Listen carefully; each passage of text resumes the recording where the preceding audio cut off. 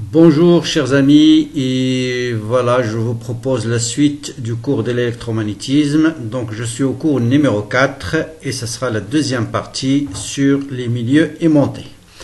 Donc dans la première partie, nous avons vu que lorsqu'on place un matériau dans un champ magnétique, ce matériau s'aimante ou bien se polarise. Autrement dit, il acquit une certaine aimantation et par conséquent, il devient source de champ magnétique. On a admis bien sûr que chaque matériau va acquérir une certaine aimantation, mais on n'a pas donné l'origine de cette aimantation. Donc ce qu'on a fait, c'est comment décrire les propriétés de ce matériau, c'est-à-dire quel est le champ magnétique créé par ce matériau aimanté. Et pour cela, nous avons montré que cette aimantation peut être décrite par un certain nombre de densités de courant d'aimantation qui peuvent être soit surfaciques, soit volumiques. Et donc, déterminer le champ magnétique créé par un matériau aimanté revient à déterminer le champ créé par les courants d'aimantation. Et bien sûr, nous avons vu une deuxième méthode qu'on peut déterminer aussi le champ magnétique à partir du potentiel vecteur, ceci dans le cas où l'aimantation est uniforme. Et bien, dans la suite de ce cours, nous allons maintenant nous intéresser à l'origine de cette aimantation. Donc, quelle est l'origine du magnétisme dans la matière d'une façon générale? Donc on va s'intéresser à l'origine microscopique de l'aimantation et on va définir un nouveau champ. On verra pourquoi on est amené à introduire un nouveau champ magnétique qu'on appelle le vecteur excitation magnétique H, qui est exactement l'équivalent du vecteur déplacement pour les milieux d'électrique. Bien. Lorsqu'on est en présence d'un matériau aimanté, donc rappelez-vous, dans la magnétostatique du vide, nous avons utilisé le théorème d'Ampère qui est rotationnel de B égale à μ0 fois la sommation des courants libres. Mais lorsqu'on est en présence de la matière aimantée, on aura deux types de courants. On aura les courants libres qui permettent de créer le champ magnétique qui est utilisé pour aimanter le matériau, mais on aura aussi les courants qui apparaissent suite à l'aimantation du matériau, c'est-à-dire les courants d'aimantation.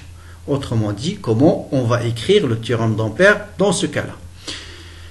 Eh bien, le théorème d'Ampère, en présence d'un matériau aimanté, nous avons vu qu'il apparaît deux types de courants, du courant surfacique et du courant volumique. Donc, courant surfacique, c'est M vectoriel N, je vous rappelle, N la normale à la surface, et J volumique, c'est rotationnel de M. Et donc, le théorème d'Ampère devient, sous sa forme locale, rotationnel de B égale à μ0 fois la somme de tous les courants qui existent dans notre matériau.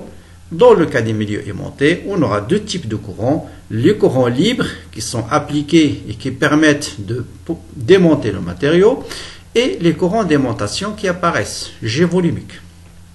Bien sûr, l'équation locale est valable au d'un poids quelconque à l'intérieur ou à l'extérieur du matériau. On ne s'intéresse pas à ce qui se passe sur la surface. C'est pourquoi on utilise ici uniquement G volumique. Pour les surfaces, il faut utiliser ce qu'on appelle les conditions de passage. Bien, comme G volumique est égal à rotationnel de M, donc je peux remplacer ici G volumique par rotationnel de M.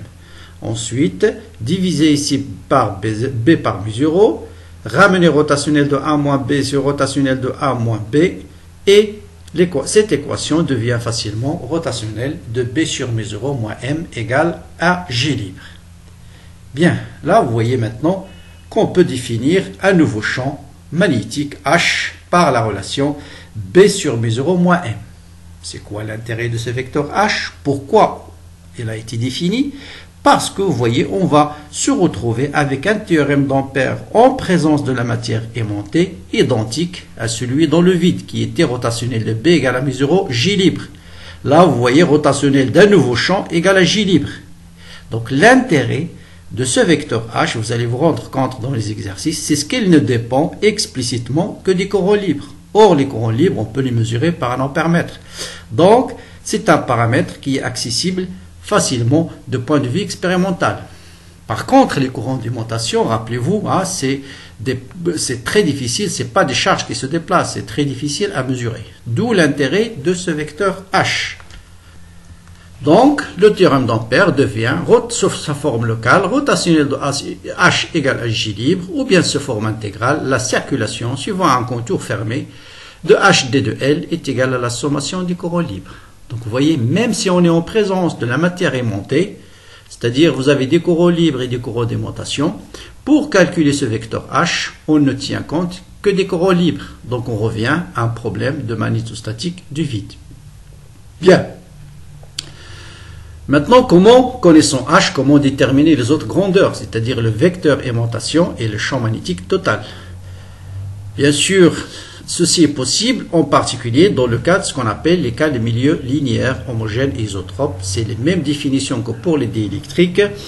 Un milieu est dit linéaire lorsque vous avez une relation linéaire entre ce que vous appliquez et ce que vous mesurez. En l'occurrence, dans ce cas, si la relation qui permet de décrire BH est une relation linéaire, on appelle ce milieu linéaire. Donc cette constante de proportionnalité, c'est ce qu'on appelle le tenseur de perméabilité magnétique.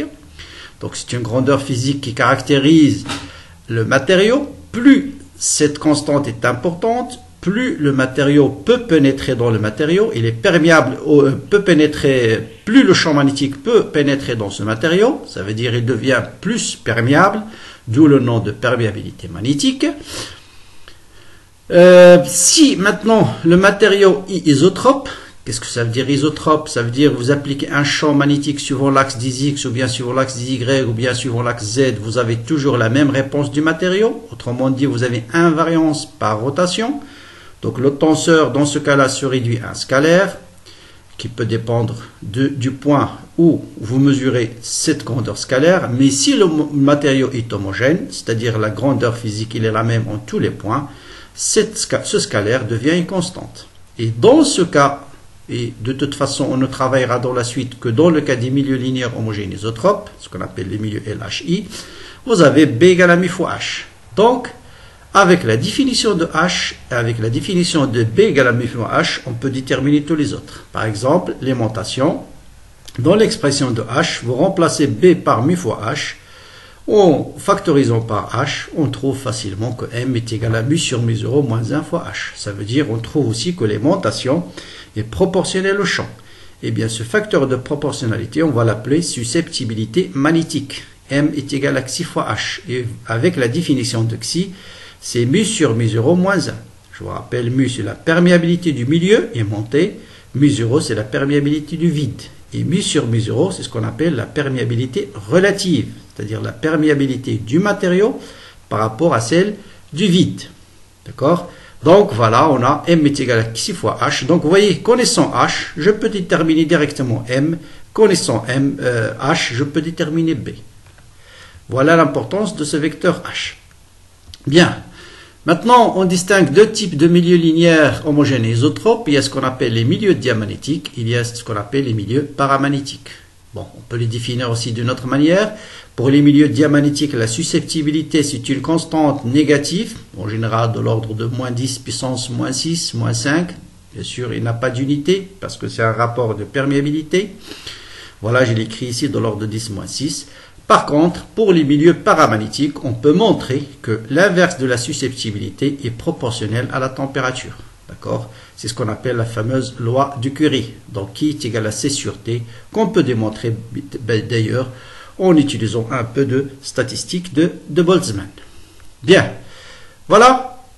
Avant de continuer, je vais vous proposer un petit exemple d'application qui va vous montrer l'importance de ce vecteur H. Je prends par exemple ici un fil infini qui est parcouru par un courant I. Donc voilà les courants libres, ce sont les courants qui circulent dans ce fil. Et j'entoure ce fil par un cylindre creux de rayon interne R1, de rayon externe R2. Entre R1 et R2, vous avez un milieu magnétique de perméabilité mu. La question, déterminer B, H et M en tout point de l'espace et déduire les courants d'aimantation. Faites attention dans ce type d'exercice. Voilà, on vous dit déterminer BHM, mais il ne faut pas justement commencer par B. Parce que pour calculer le champ magnétique, par exemple, total, je dois connaître les courants d'aimantation. Pour connaître les courants d'aimantation, je dois connaître l'aimantation. Or, aucune grandeur, ni l'aimantation, ni les courants d'aimantation sont connus pour le moment. Donc, dans ce cas-là, qu'est-ce qui se passe? Ce fil parcouru par un courant libre va aimanter ce milieu magnétique. Ce milieu magnétique, il y aura apparition du courant d'aimantation. qui eux-mêmes vont créer un champ magnétique qui va s'ajouter au champ créé par les courants libres pour déterminer le champ magnétique total en présence de la matière aimantée. Et c'est ce qu'on nous demande de calculer, le champ magnétique total et l'aimantation qui apparaît partout dans l'espace. Eh bien, ce qui va nous aider dans ce cas-là, c'est le fameux vecteur H. Pourquoi? Parce que lui ne dépend que des courants libres. Donc pour calculer H, vous faites semblant comme s'il n'y a pas de milieu aimanté. Donc j'ai juste un fil infini parcouru par un courant I et je peux calculer H facilement. Donc H, je prends un fil infini parcouru par un courant I, j'applique le théorème d'Ampère, la circulation de H est égale à I libre. Comme d'habitude, ça on l'a fait plus en détail dans le cours de magnétostatique. Toujours symétrie plus invariance. Vous avez le plan ER. EZ est un plan de symétrie. Donc le champ H est perpendiculaire à ce plan et les suivants au θ. Donc vous avez invariance par translation et par rotation. On suppose le cylindre infini. Donc H ne dépend que de R. Donc le contour d'intégration, c'est un cercle de rayon petit r. Donc vous prenez un cercle à l'intérieur du milieu, on veut s'intéresser uniquement au champ à l'intérieur du milieu aimanté ici. Donc je prends un cercle à la distance petit r. La circulation de H, c'est H fois 2πr. Combien de courants circulent à l'intérieur de ce cercle? Et bien sûr, courant libre, j'entends, il y a un seul, c'est I. Donc vous trouvez facilement H égale à I sur 2πr. Bien sûr, on a un point à l'intérieur, H. Il a la même valeur d'ailleurs pour H, quel que soit le point, ici, là ou là, parce que H ne dépend que des courants libres. D'accord? Donc c'est pourquoi je n'ai pas précisé, est-ce que c'est R inférieur à R1, ou bien entre R et R2, ou bien R supérieur à 2. Le H là ne dépend que des courants libres. Donc il est le même, il a la même expression partout dans l'espace où vous pouvez prendre le contour d'intégration ou bien le contour d'Ampère partout, par exemple ici, là ou là. Faites la circulation, ça vous donne H fois 2πr. Combien de courants circulent à l'intérieur d'un contour quelconque qui entoure le cercle? Il y a un seul, c'est I. Bien. Vous voyez l'importance de H, lui, pour le déterminer, je n'ai besoin que des courants libres. Et les courants libres, j'ai un fil infini. Donc ça revient à calculer le champ créé par un fil infini, comme ce qu'on a fait en magnétostatique de vide. La seule différence, il n'y a pas mu0, c'est tout. Bien, pour déduire H, j'utilise juste la relation B égale à mu fois H. Donc ici, pour R, et là, je suis obligé de définir les cas. Pour R inférieur à 1, je suis dans le vide, donc j'utilise mu0, perméabilité de vide. Entre R1 et R2, je suis dans le milieu aimanté, donc j'utilise la perméabilité du milieu aimanté. Et pour R supérieur à R2, je suis à nouveau dans le vide, j'utilise mu0i sur 2πr. Donc vous voyez, c'est juste une formule à appliquer. Bien. Maintenant, pour l'aimantation, là aussi, j'utilise juste les formules. Je connais l'expression H et je remplace mu par sa valeur suivant les cas. Donc, entre 0 et R1, je suis dans le vide, donc j'ai mu0 sur mu0, c'est 1 moins 1, c'est 0. Donc l'aimantation est nulle et c'est normal. Dans le vide, il n'y a pas de dipôle magnétique induit, donc l'aimantation, forcément, elle est nulle. Dans les milieux matériels, je remplace juste sa perméabilité par mu, donc il devient mu sur mu0 fois I sur 2πr. Je remplace H par sa valeur. Et bien sûr, à nouveau dans le vide, l'aimantation elle est nulle, c'est normal, pas de matière, pas de moment magnétique induit. Bien, donc vous voyez l'importance de H. Une fois vous le calculez, le B et M se déduisent facilement par application des formules. Maintenant, déduire les courants d'aimantation. Bon, je connais l'aimantation, j'utilise juste les expressions G volumique rotationnel de M et G surface X, c'est M vectoriel N. Voilà l'expression de rotationnel de M en coordonnées cylindriques. Toujours, ça paraît assez compliqué, mais fort heureusement, la symétrie nous aide parce que par symétrie invariance, nous avons montré que l'aimantation ne dépend que de R et les suivants au θ. Donc, avant de regarder ce qui se passe ici, je vais écrire tout de suite que la composante de l'aimantation suivant EZ et suivant ER est 0, c'est-à-dire MZ égale MR égale à 0. Je peux écrire aussi que la dérivée de M par rapport à Z et par rapport à θ égale à 0, parce que l'aimantation ne dépend que de R.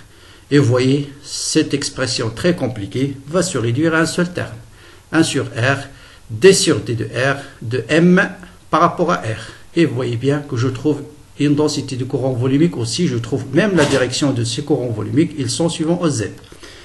Eh bien, il suffit de prendre l'expression de l'aimantation, voilà, elle est là, Vous multipliez par R, ça, vous allez trouver une constante bien sûr, et la dérivée d'une constante c'est 0. Donc l'aimantation, pas de courant volumique. Bien. Pour les surfaces, ce milieu matériel possède deux surfaces. Une surface de rayon interne, surface interne de rayon R1 et une surface externe de rayon R2. La seule chose qu'il faut faire attention, c'est la direction de la normale. La normale à la surface d'un milieu, c'est un vecteur qui est perpendiculaire à la surface, dirigé de l'intérieur du milieu vers l'extérieur. Donc pour la surface interne, vous voyez bien qu'elle est suivant moins ER. Pour la surface externe, elle est suivant ER. Voilà l'intérieur, voilà l'extérieur. Voilà l'intérieur, voilà l'extérieur. Bon, après, il suffit de prendre la formule M vectoriel N, mais là, il faut faire très attention, c'est une erreur très classique. Il ne faut pas l'appliquer bêtement comme ça. Je prends G surfacique, par exemple, je cherche les courants surfaciques sur la surface de rayon R1. Donc, j'écris ici M lorsque petit r égale à R1. Très important. Souvent, les étudiants oublient et il écrit M vectoriel N et laisse petit r. Et ça ne marche pas. D'accord? Donc, c'est l'aimantation suivant θ vectoriel moins ER, mais l'aimantation lorsque R égale à R1. C'est-à-dire, dans cette expression, je dois remplacer R par R1. Et donc, voilà l'expression de l'aimantation, du courant d'aimantation, du courant surfacique, pardon, sur la surface de rayon R1. Vous voyez, ce sont des fils infinis qui circulent sur l'axe EZ. Pour le rayon R2, même expression, il suffit d'écrire là aussi pour R égale à R2. Cette fois-ci, la normale, c'est plus ER. Et vous voyez, c'est des densités de courant qui circulent dans le sens inverse. Donc voilà ce qu'on appelle les densités de courant surfacique dans ce cas-là. Bien, déterminez maintenant le champ magnétique créé par les courants d'aimantation. Ah, vous voyez, vous avez un fil infini, il permet d'aimanter le matériau. Suite à cette aimantation, il y a apparition des courants d'aimantation. Maintenant, je peux calculer le champ magnétique créé par ces courants d'aimantation. Donc, c'est comme si on vous dit, en magnétostatique, vous avez un cylindre dont la surface interne est parcourue par une densité de courant surfacique suivant moins EZ et la surface externe suivant plus EZ. Déterminez le champ magnétique. Bien sûr, je ne vais pas revenir sur la symétrie et les invariances, ils sont toujours les mêmes. ERZ, pardon, ce plan-là, n'importe quel plan qui contient l'axe EZ est un plan de symétrie, donc il est suivant θ.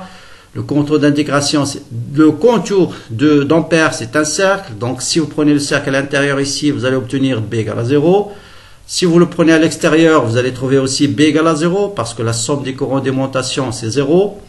Si je le prends maintenant au milieu, donc je le prends entre R1 et R2. Pour la circulation de B, donc là je calcule le champ créé par les courants d'aimantation. C'est pourquoi je l'ai écrit BM. D'accord? Je prends contour d'intégration entre R1 et R2 et la circulation de B, bien sûr, là c'est algébrique, hein, B suivant Eθ, d'accord? Je prends ici un D de L, c'est les suivants Eθ, donc la circulation de B c'est 2πr fois le champ. Là où vous trouvez des difficultés, c'est comment calculer la somme du courant intérieur dans ce cas-là, si vous avez des densités de courant surfacique. Eh bien, la façon la plus simple, c'est de se rappeler qu'une densité de courant surfacique, c'est un courant par unité de longueur. Et quelle est cette longueur? C'est la longueur qui est perpendiculaire à G surfacique. Vous voyez bien, G surfacique, ce sont des courants qui circulent suivant l'axe OZ. Quelle est la longueur qui est perpendiculaire à l'axe OZ? Je suis sur la surface de rayon R1. C'est quoi cette longueur-là? Un élément de longueur ici. C'est bien sûr R1 fois D de θ.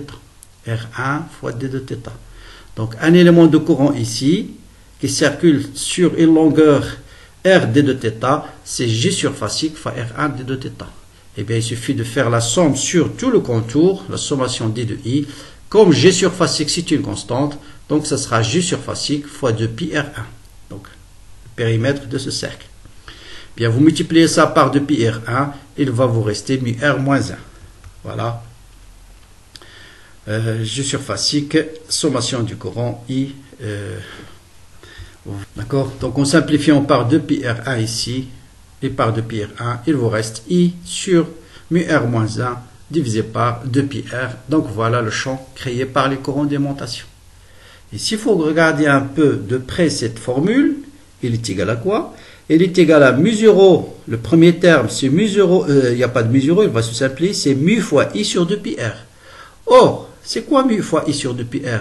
C'est le champ magnétique total qu'on a calculé tout à l'heure, à partir de H. Donc, moins, c'est quoi le deuxième terme? C'est mu0 I sur 2πr. Or, c'est quoi mu0 I sur 2πr? C'est le champ créé par le fil infini dans le vide. Donc, vous voyez bien que Bm, c'est B total moins B0. Et c'est normal, parce que le champ magnétique total, c'est le champ créé par les courants libres, plus le champ créé par les courants d'aimantation. Donc, voilà pour cet exemple qui montre un petit peu, il faut bien faire attention, être capable de distinguer ce qui est courant libre, courant d'aimantation, champ magnétique créé par les courants libres, champ magnétique créé par les courants d'aimantation et le champ total. Donc voilà, si vous arrivez à distinguer entre ces compteurs, le reste, c'est pas compliqué. Bon, voilà pour la première partie. Donc là, j'ai introduit ce fameux vecteur H. J'ai montré l'importance de ce vecteur H pour déterminer le champ magnétique et l'aimantation chaque fois que vous avez un mélange de courant libre et de courant d'aimantation. Maintenant, je vais revenir sur l'origine microscopique de l'aimantation ou d'une façon générale du magnétisme dans la matière. Si vous prenez un aimant, pourquoi il est un aimant? C'est source de champ magnétique. D'où vient le magnétisme dans l'aimant? Bien. Autrement dit, d'où viennent les moments induits ou bien ce qu'on appelle les dipôles magnétiques dans la matière? Eh bien, le dipôle magnétique dans la matière, il possède deux origines. Le premier, c'est ce qu'on appelle le moment magnétique orbital. Qu'est-ce que ça veut dire, moment magnétique orbital? Ça veut dire qu'il est lié à la rotation d'un électron autour de son orbite. Je prends l'atome la plus simple, l'atome d'hydrogène, un noyau avec un électron qui tourne. Si l'électron circule avec une vitesse v dans ce sens-là, on va voir que ça va être équivalent à un courant qui circule dans le sens inverse.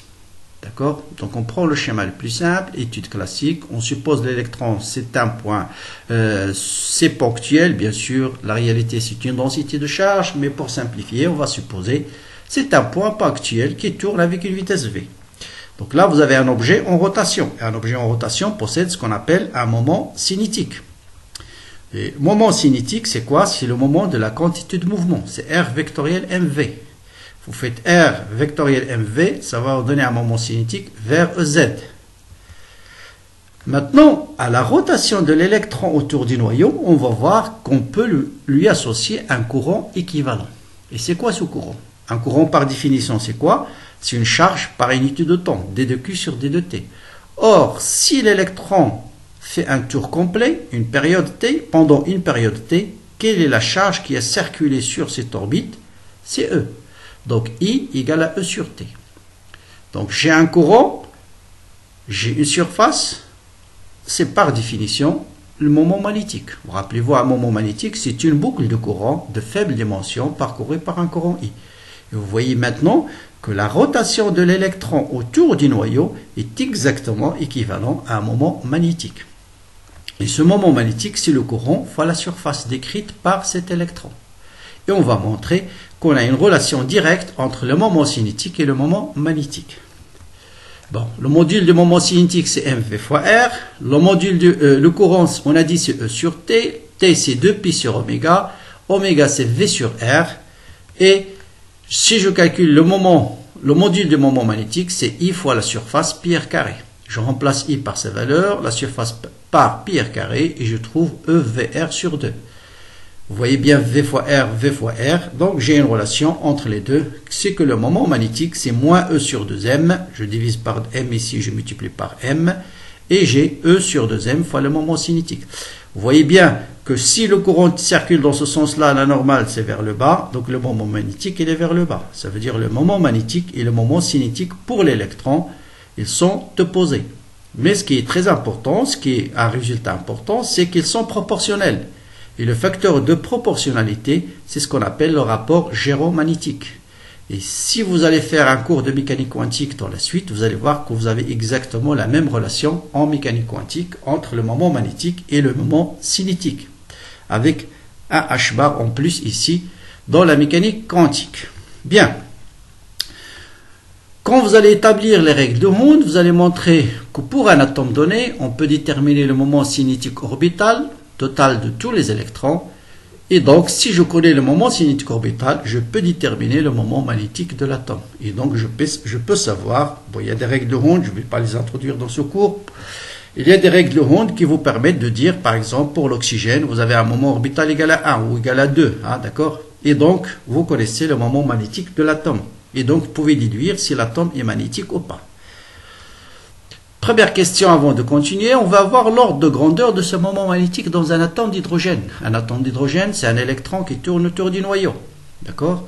Le rayon de bord, c'est 0,5 angstrom, d'accord? L'électron qui tourne, il est soumis à la force électrostatique. Donc l'électron, il est attiré par le noyau. Vous avez une force électrostatique et vous avez la force électrostatique, bien sûr. En appliquant le principe fondamental de dynamique, F est égal à m gamma. Gamma, puisqu'un mouvement circulaire se réduit à gamma normal, V carré sur R, en projetant sur la normale. Et avec ça, vous pouvez simplifier par R, remplacer R par 0,5 angstrom. Epsilon 0, vous avez la perméabilité de vide, ça existe dans les tables. La charge de l'électron, 1,6 10-19. Et ça va vous donner une vitesse de l'ordre de 10 puissance 6 mètres par seconde. Avec cette vitesse, vous pouvez calculer la période, autour de 10-16 secondes. Et avec cette période, vous pouvez calculer le courant, qui est E sur T. Vous voyez bien le courant à la circulation de l'électron autour du noyau, c'est un courant de l'ordre du milliampère.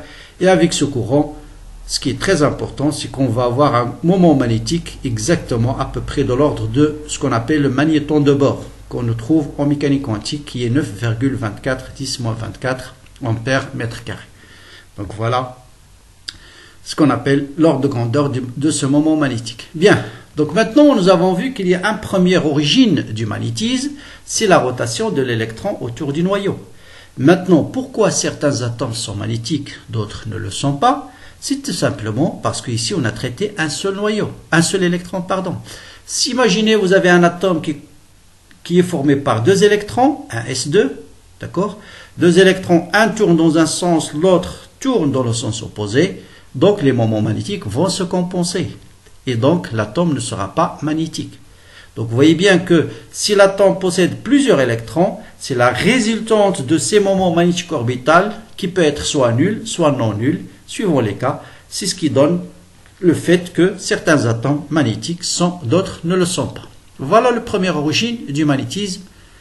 Mais il y a une deuxième origine, il est le plus important. Lui, il est d'origine purement quantique. Donc, c'est même pas la peine de chercher un équivalent en mécanique classique.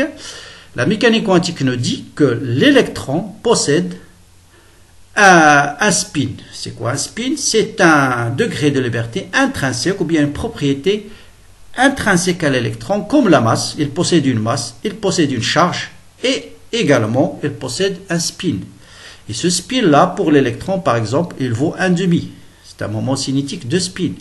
Et à ce moment cinétique de spin, on peut associer deux orientations possibles, soit plus 1,5, soit moins 1,5. Au départ, to spin, pourquoi to spin? Ça veut dire en anglais tourner. Au départ, on lui a donné l'image que l'électron tourne sur lui-même dans un sens ou dans l'autre sens, comme en fait la rotation de la Terre. Donc la Terre tourne autour du Soleil, c'est le mouvement orbital, mais la Terre tourne autour d'elle-même, c'est l'équivalent du moment de spin. Sauf que ce n'est pas la réalité, c'est une propriété intrinsèque à l'électron. Bon, cette partie, il ne faut pas trop, parce qu'il faut faire un peu de mécanique quantique pour mieux comprendre cette partie-là. Donc, l'électron possède un moment cinétique de spin. À ce moment cinétique, on associe aussi un moment magnétique, cette fois-ci de spin. Et vous avez toujours un rapport gyromagnétique entre les deux. Et donc, l'origine du magnétisme, dans le cas général, elle est double. Il y a ce qu'on appelle un magnétisme d'origine orbitale. Il y a un magnétisme d'origine, le spin des électrons qui forment l'atome. Et donc, on peut définir le moment cinétique total, qui est le moment cinétique orbital plus le moment cinétique de spin. Bon, ça, c'est des valeurs qu'on obtient en mécanique quantique pour le module du moment cinétique total, pour sa projection suivant l'axe Z. Mais ça, vous pouvez laisser tomber en première approximation, en première lecture. Donc, on peut montrer aussi de la même manière en mécanique quantique que le moment magnétique, cette fois-ci total, il est proportionnel au moment cinétique total. Et le facteur de proportionnalité, c'est cette constante-là. Bien. Autrement dit, comme conclusion, l'origine du magnétisme dans la matière, il est double. Il y a ce qu'on appelle le magnétisme orbital, il y a ce qu'on appelle le magnétisme de spin. Bien. Maintenant, suivant le moment cinétique total, cette fois-ci, de l'atome, y compris le moment cinétique orbital et le moment cinétique de spin, il peut être nul et il peut être non nul. Et par conséquent, le moment magnétique total de l'atome peut être nul ou non nul. Et c'est comme ça qu'on différencie, qu'on distingue plusieurs types de matériaux. D'abord, il y a les milieux diamagnétiques. Qu'est-ce que c'est qu'un milieu diamagnétique? C'est un milieu formé par des atomes ou des molécules dont le moment magnétique il est nul, en l'absence du champ magnétique.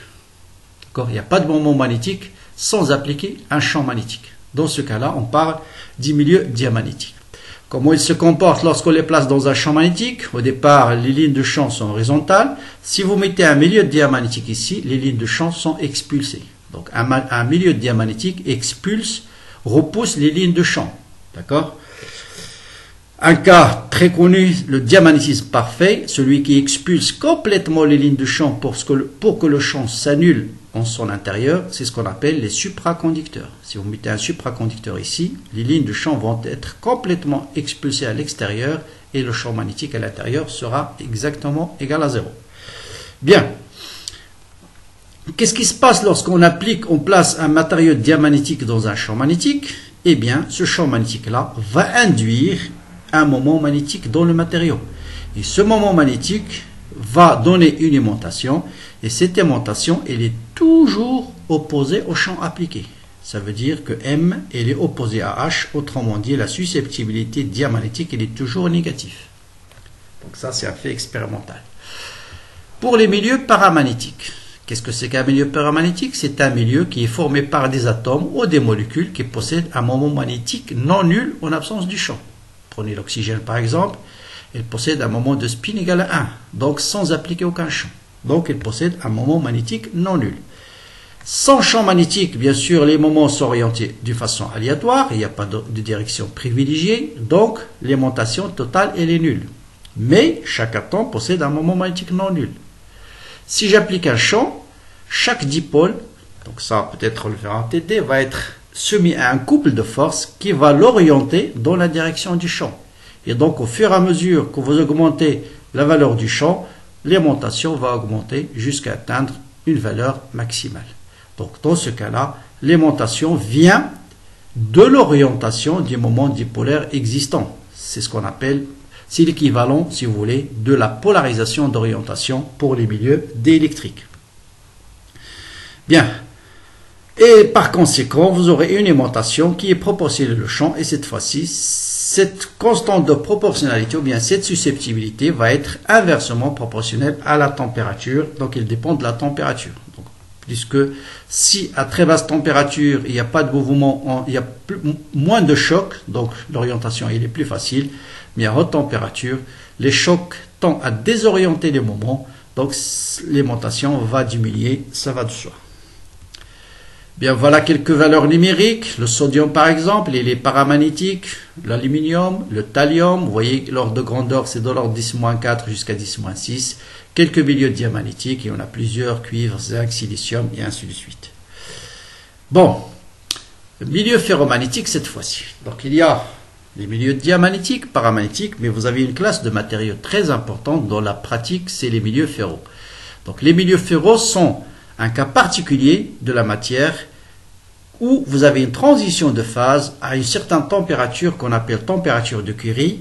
Au-delà de la température de Curie, le matériau est paramagnétique, mais en dessous, il transite vers une phase ferro où il possède une aimantation spontanée sans appliquer aucun champ magnétique. Et si vous prenez un matériau ferromagnétique, d'accord, vous le désaimentez, c'est-à-dire vous le démarrez à partir d'une aimantation non nulle. Bon, les matériaux ferro les plus connus, ce sont le fer, cobalt, nickel, c'est les méthodes de transition. Bon, si je prends un matériau ferromagnétique, mais on l'a désaimanté par une procédure donnée, et j'essaie d'augmenter le champ, et je mesure l'aimantation, vous voyez bien que c'est un milieu qui n'est pas linéaire. Donc ce ne sont pas des milieux linéaires. Au départ, il augmente rapidement, après il tend vers une saturation. Ensuite, ils sont caractérisés par ce qu'on appelle un cycle d'hystérésis. C'est quoi un cycle d'hystérésis? Ça veut dire si je trace B en fonction de H, par exemple pour un milieu paramagnétique, ce sera une droite. Je diminue H, le champ magnétique diminue. Donc les deux s'annulent. Donc voilà, prenez une bobine ici. Voilà, ça c'est l'expérience qui permet de mesurer B en fonction de H. Donc un milieu ferro est caractérisé par des domaines, en fait, ça c'est des domaines qu'on va appeler dans la suite des domaines de Weiss. Dans chaque domaine, vous avez une aimantation spontanée. Au départ, les domaines sont orientés d'une façon aléatoire et l'aimantation est nulle. Si j'augmente le champ appliqué au matériau ferro, vous voyez, au matériau ferromagnétique, l'aimantation va augmenter rapidement, ensuite va tendre vers la saturation. Ça veut dire à la saturation, tous les domaines sont orientés dans la même direction. Maintenant, qu'est-ce que je fais? Je diminue la valeur du courant. En fait, diminuer H, c'est tout simplement diminuer le courant qui circule dans la bobine. Parce que H est directement lié au courant. Et normalement, on devrait s'attendre à une courbe réversible. Or, ce n'est pas ce qui se passe. Donc, vous voyez que si je diminue le courant, une fois que le courant est annulé, c'est-à-dire j'applique plus de champ, normalement, l'aimantation, le champ devrait être nul. Or, un matériau ferro garde un champ rémanent, ou bien ici ça peut être M, ça peut être B, ou bien une aimantation rémanente. C'est-à-dire à ce stade-là, je sors mon matériau, il devient un aimant permanent. Maintenant, si j'applique un champ, mais dans le sens inverse, c'est-à-dire j'inverse le sens du courant, je peux annuler le champ magnétique cette fois-ci. Et la valeur qui permet d'annuler le champ magnétique est une caractéristique des matériaux ferro, c'est ce qu'on appelle le champ coercitif. Et si je continue à augmenter le champ toujours dans le sens inverse, bien sûr, je vais tendre vers la saturation, mais dans le sens inverse. Et puis, le cycle va se fermer sur lui-même. Et pendant chaque période, vous voyez, pendant chaque période maintenant, le cycle, si je augmente, c'est-à-dire si j'applique un courant alternatif, le cycle va décrire pendant chaque période un cycle d'hystérésis. Et vous voyez cette courbe-là, elle est décrite une seule fois. C'est pourquoi on l'appelle courbe de première aimantation. Une fois qu'on arrive là, on ne décrit plus cette courbe-là. Chaque période, on va décrire un cycle d'hystérésis. Bien, donc enfin, voilà quelques cycles pour certains matériaux ferromagnétiques. Donc, vous voyez, ça change, la surface du cycle change et chaque type de matériau a certaines applications bien déterminées, soit en électronique, soit en électrotechnique. Donc ça, c'est pour des prochains cours. Ok, donc voilà, je résume enfin ce qu'on a vu dans ce cours, ou bien les points essentiels importants de ce cours. D'abord, savoir utiliser le théorème d'Ampère lorsque vous êtes en présence du courant libre et du courant d'aimantation. Comment déterminer H, connaissant H, comment remonter à l'aimantation et au champ magnétique total. Essayez de faire la distinction entre ces différents champs. Et pour l'origine microscopique, il suffit juste de retenir que le moment magnétique ou bien le magnétisme dans la matière, il a une origine qui est double. Il y a le magnétisme d'origine orbitale, il y a la rotation des électrons autour du noyau. Ce sont équivalents à des sphères circulaires, donc à des moments magnétiques ou bien des dipôles magnétiques. Et suivant le nombre total de chaque atome, ces dipôles magnétiques ou bien la résultante de ces moments magnétiques peut être nulle comme elle peut être non nulle. C'est pourquoi certains atomes sont magnétiques, d'autres ne le sont pas. Et il y a une autre origine qui est d'origine purement quantique qu'on appelle le spin de l'électron. Et un spin de l'électron est associé aussi à un moment magnétique de spin. Et c'est la somme de moments magnétiques de spin et de moments magnétiques orbital qui donne l'origine au magnétisme dans la matière. Donc voilà pour cette deuxième partie des milieux aimantés. Je vais vous proposer une série très complète sur ce sujet pour mieux appréhender toutes ces notions-là. Elle sera disponible très bientôt dans la chaîne. Voilà, bon courage et à très bientôt. N'hésitez pas à partager la vidéo avec vos amis. Bien sûr, toujours vos commentaires, vos questions, ils sont les bienvenus et à bientôt.